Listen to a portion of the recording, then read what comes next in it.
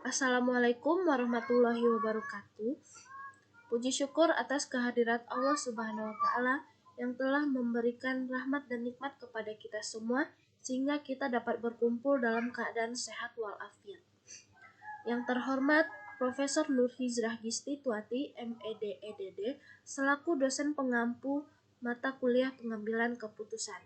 Dan saya perwakilan dari kelompok 2, Nezaluna Azura Effendi, dengan NIM 2200230 akan mempresentasikan materi mengenai yang pertama konsep dasar pembuatan keputusan, yang kedua prinsip-prinsip di dalam pembuatan keputusan, yang ketiga proses pembuatan keputusan. Yang pertama, konsep dasar pembuatan keputusan. A. Pengertian keputusan dan pembuatan keputusan. Keputusan merupakan suatu pilihan yang sudah bulat atau pengakhiran dari proses pemikiran atau suatu permasalahan yang dilakukan dalam kegiatan dengan memutuskan dan menjatuhkan pilihan pada suatu alternatif. Menurut Herbert Simon tahun 1978 mengemukakan bahwa keputusan adalah suatu manifestasi kewenangan pimpinan yang sangat diharapkan oleh bawahan, sebab tanpa pembuatan keputusan seluruh kegiatan bawahan menjadi tidak pasti.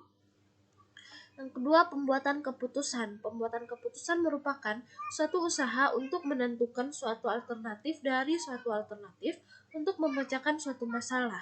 Pembuatan keputusan harus benar-benar dipikirkan dan diperhatikan agar tidak terjadi kesalahan yang fatal dan merugikan organisasi. Pembuatan keputusan merupakan salah satu unsur yang sangat esensial dalam sebuah organisasi dan manajemen. Pembuatan keputusan bukan hanya fungsi pimpinan, tapi juga suatu proses partisipasi seluruh anggota untuk meningkatkan fungsi-fungsi manajemen.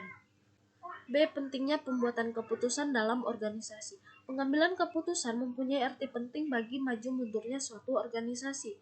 Pengambilan keputusan yang tepat akan menghasilkan suatu perubahan terhadap organisasi ke arah yang lebih baik.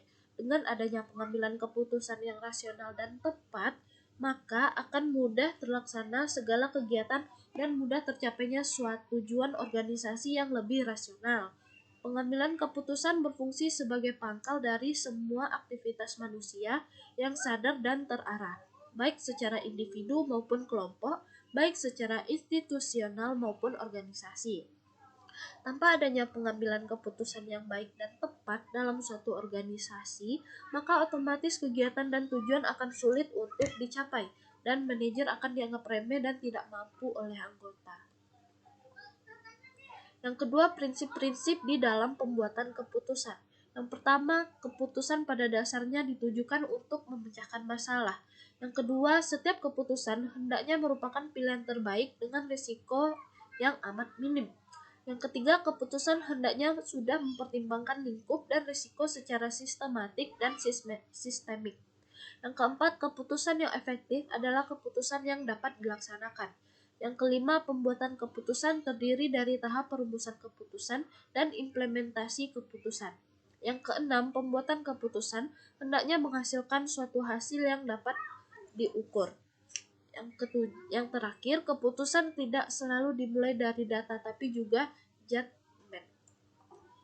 Yang tiga, proses pembuatan keputusan. Proses pembuatan keputusan terdiri dari dua tahapan. Yang pertama, tahapan perumusan keputusan dan tahapan implementasi keputusan.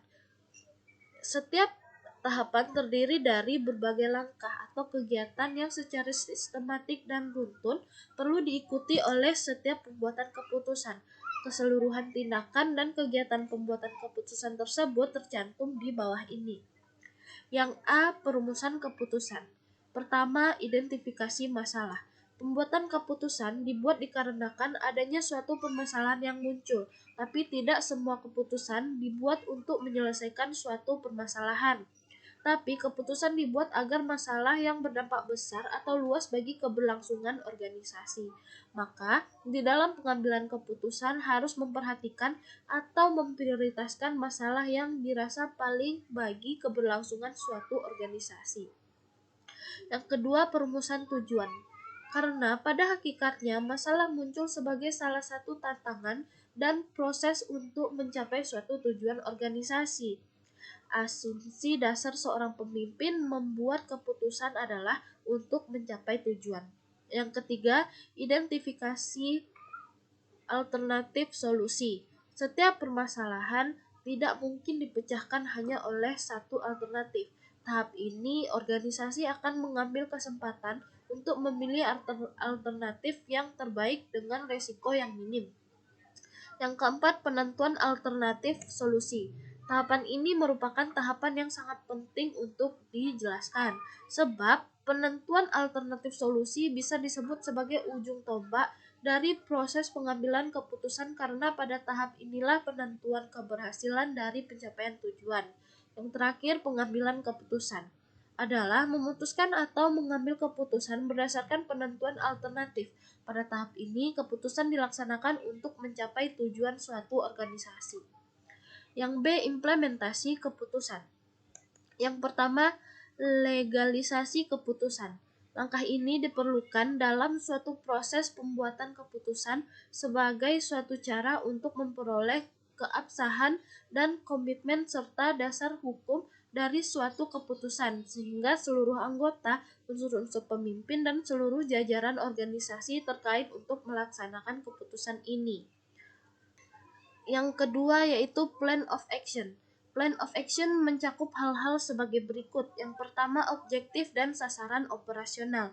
Yang kedua, penentuan tugas dan tanggung jawab bagi setiap personal yang terlihat. Yang ketiga, mekanisme organisasi dalam melaksanakan keputusan termasuk mekanisme pengawasan.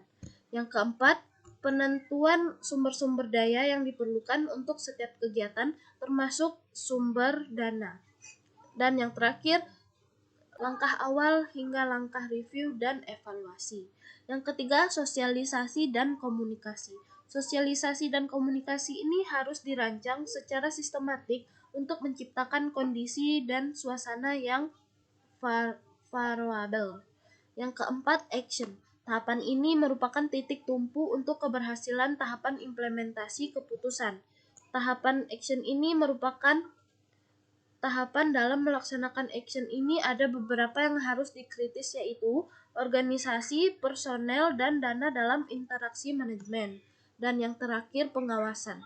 Pengawasan adalah salah satu unsur yang dapat dimanfaatkan untuk membantu kelancaran implementasi. Pengawasan ini mencakup pemantauan atau monitoring aturan yang telah ditentukan.